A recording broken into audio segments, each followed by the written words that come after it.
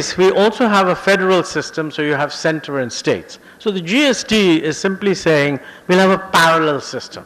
The states will have theirs, center will have, it'll be a parallel system going all the way up. I don't have enough time to go into this, but every businessman that I've talked to and every economist that I've talked to says that of all the reforms that are on the agenda, I mean, and there's a lot of work has been done on this, this is the single one that would make the biggest difference. It would reduce corruption, it would reduce hassles. You know, the example I like to give, I mean, the key thing about the GST, by the way, is that there would be uniformity of rates. You can't have a GST where every product has its own rate. That'll be a horrendous mess. So if you want simpler taxes, if you want to avoid cascading, and you have a federal system, the GST is the solution. I believe that in the political discussions that took place, there was quite a lot of narrowing of ground. But you know, it does require a constitutional amendment, so I'm not surprised that it will not happen before the general election. But I'm hoping that it will happen after the general election. And believe me, you hear a lot of reforms talked about. Many of them don't matter that much. You know, I don't want to disparage any reform by saying it doesn't matter. But I can tell you one. Globally, if you were asked the question, say 6 months from now, what has India done? And you were able to say two things. One, that they've moved to a GST, and two, they've put their energy pricing onto a path where within 3 years or 5 years, they're going to be sort of undistorted energy prices. Globally, people would immediately say India is going to grow 1.5 percentage points faster than they did otherwise. And that is why it is actually so important. Now on direct FDI, I wasn't sure from your question whether you're pro-FDI or anti-FDI. It seemed to be you want to put FDI in its place. And let me share some things with you.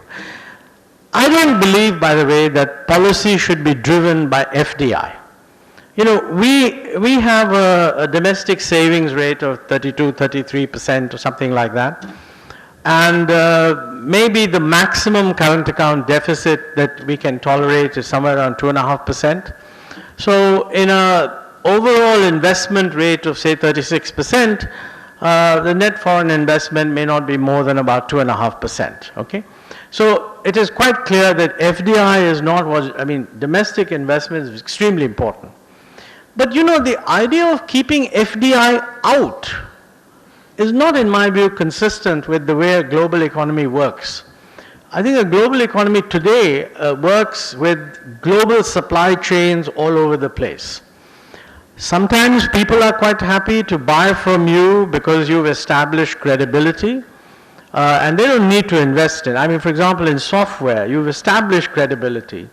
So people may be quite willing to buy. But even there, if it's proprietary software, they have a very high opinion of Indian skills. So they want to set up their own unit here and hire Indian skills. They're not necessarily going to share proprietary technology by buying from a software company.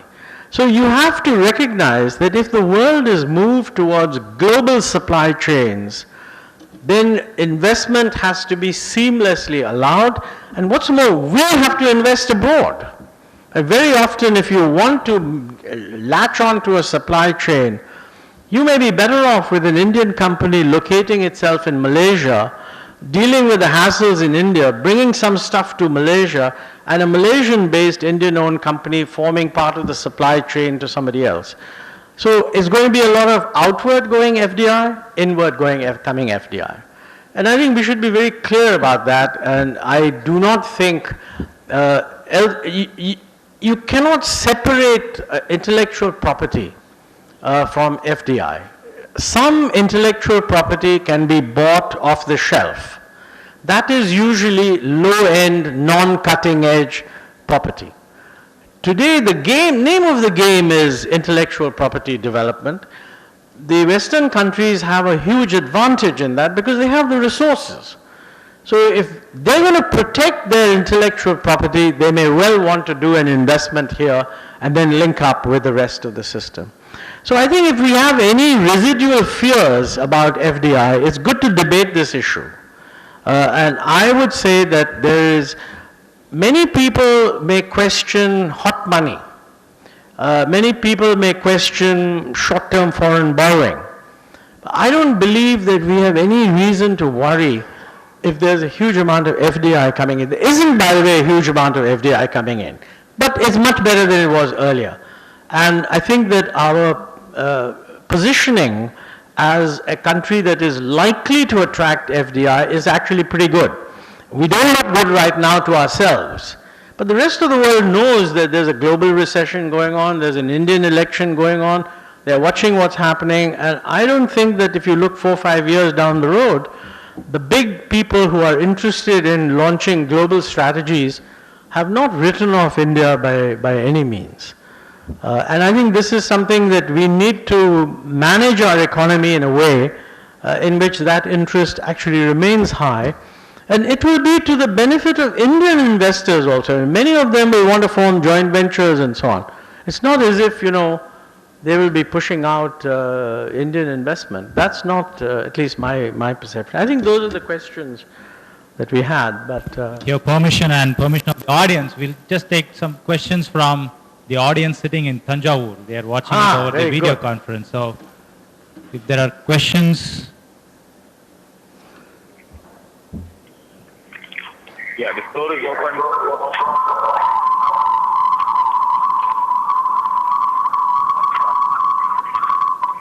Hello? Yeah, please go ahead and ask the question.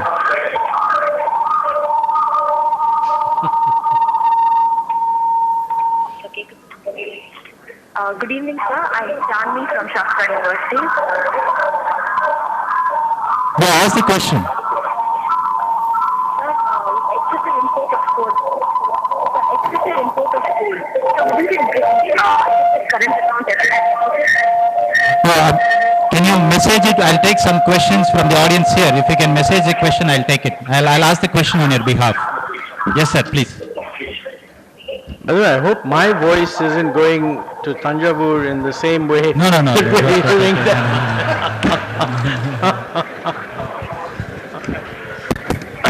Good evening, sir. Yeah. I'm Srinivas. Back. So they are smiling actually. So they have enjoyed your joke. Oh, they have?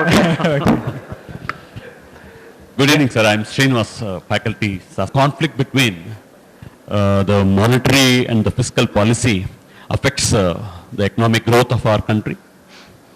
Okay. Well, there are too many hands, more than that I can handle. We'll just take, okay, one question from the girl there, so that I want to be gender neutral as well. So, quick. Always there is a problem that whenever he feel or she feels that planning is really good, when it comes to the implementation part of it, it always lacks. Why is it so, sir? Hi, sir. That's very good. We'll take one more. Yeah, okay, one more. When agriculture can be a real driver for growth, and when huge cultivable waste is available in India, even there can be a public spending on direct cultivation, sir, and it can at least increase our growth rate by 2 to 3%. Sorry, I missed that. Can you hold the mic closer to you? See, huge cultivable waste is still available in India, untapped, and agriculture can be a real growth driver, sir. But I feel after the early 70s initiatives, of late there is a slowdown in, or there is a policy dilemma in going for agricultural investments, and direct cultivation is possible even by public spending, by tapping the real cultivable waste available throughout the country. What is the slowdown that you are saying? Even I couldn't what I mean, sir, now the percentage, in percentage terms, in the investment in the agrarian sector, GDP share has terribly come down. Share of GDP. Share of GDP has terribly come down. Cultivable lands are not being used. Okay, as a measure. Okay. You have a question there from, yeah, it's now ready? Yeah, please. Just the last question from the audience there so that it makes it 4. Current account of No, actually I got the first part. Okay, you message it. I'll just, Okay, I'll answer this, Yeah. and maybe you can get the question on an SMS. On the issue of conflicts between monetary and fiscal policy, no. Obviously, monetary and fiscal policy have to act in tandem. And very often, it's not so much a conflict between the principles involved. It's more like, people seem to think somehow that one policy can achieve one instrument and the other policy must achieve another instrument. And that's not the way it works. So I think the big dilemma that you're thinking about is that large numbers of people feel that, monetary policy should have nothing to do, interest rates should not be kept high because of the need to control inflation. Somehow it's easy to lower interest rates, do something else to control inflation, and that'll be good for growth. I don't think that, if that's what you mean, I think a lot of that is not actually well thought out. And if you work it out, the fact is that if inflation gets embedded into people's expectations, that's why, by the way, they go for gold, then it is not very easy to lower interest rates in the economy just by the Reserve Bank lowering the repo rate. The bottom line is that, banks will not have money to lend unless people are willing to put their money into bank deposits.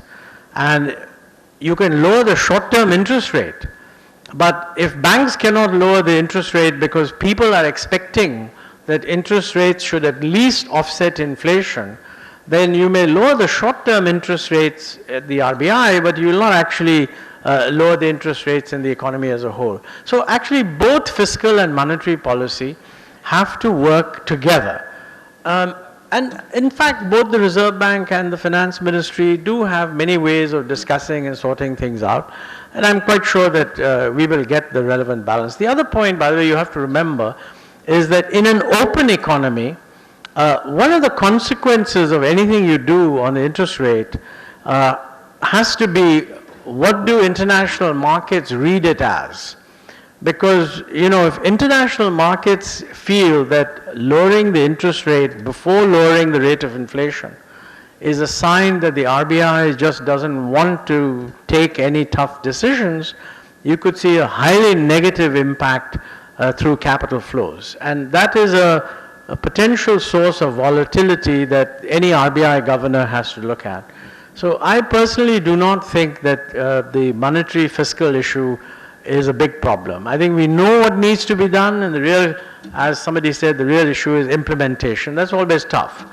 On the question of implementation, and maybe the Planning Commission should not actually feel any great satisfaction in somebody saying planning is very good but implementation is not good. We should plan for the implementation capacity we've got. So that is why in the 12th plan, for the first time ever, we didn't just say that the economy is going to grow at 8%. We said that, look, what the economy does is a function of what we do in terms of the policy environment. So we laid down 3 separate scenarios. The scenario of strong inclusive growth will give you 8%, and you have to do all these things. And then we said that, look, if you aren't able to do all these things and you do some of them, but you don't do them very fully, something in between, then you may get between 6 and 6.5. And if you're not able to take any action at all, which we called policy paralysis or something like that, a policy logjam, the press called it policy paralysis, we called it policy logjam, then you may get between 5 and 5.5%. Now, the purpose of that plan document was to let people know that yes, you can get 8%, but you would also end up with 5 and 5.5. And that difference is the difference between doing the right things or not doing them. I'm not saying, by the way, that we were necessarily